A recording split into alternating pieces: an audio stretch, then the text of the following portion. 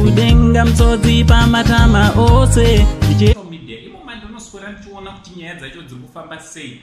Madhuma naProfet Madungwe saka naProfet Madungwe vachitaurawo naComrade Fatso anditi Comrade Fatso kumagamba uko anditi.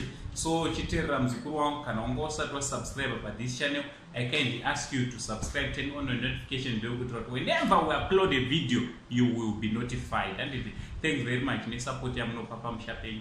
Basa richienda mberi. Right, wazukuruka Prophet Madungwe ndokungatesinowaziva kuti ndo vanozviti ndo second in command, ndizvo here? Second in command kuheavenly army ndezvekudenga izvo vazukuru vaneti ndo vanoti vanomboenda kudenga vachinoita mameeting naMwari, ndo zvavanotaura anditi. So Prophet ava vabva vazobvunzwa naComrade Fatso zvikanzi Prophet, takaona post imwe yamakakanda paTwitter anditi imwe tweet yaitaura ichiti zvoni makati Jinimbi naNamoyana vari kuremand. Okay, may their souls rest in peace anditi.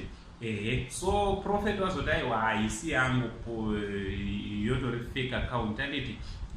Fake account ivo vazoti vachizvitaurira vakati Jinimbi haagone kunge ari kudenga because mabasa ake akabata panapa anga asiri muKristu, saka denga haana kupinda anditi. Zvinova zvinhu zvinongosekeswa zvikuru because kudenga uko anodecide kuti anoendako ndiMwari anditi. And I don't think kuti Mwari vanoshare that information nemunhu.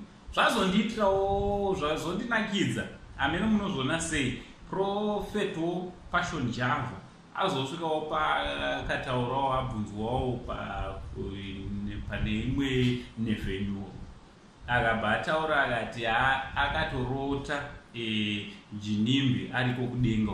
Jinimbi ari kutoadvisa maZimbabwean kuti aiwa Zimbabwean namatai because inini kwandiri ndiritori bho zvangu zviritori bho anditi.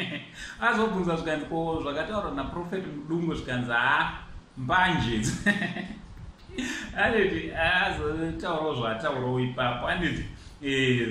So what do you think wazukuru nemaprophets nezviprofita zvavakupa nehope dzavakutaura kuti vari kurota and vachiti hadzipotse nevanoti vanopinzawo vamwe kudenga. Vamwe vari kuti Jinimbi ari kudenga, vamwe vari kuti hapo.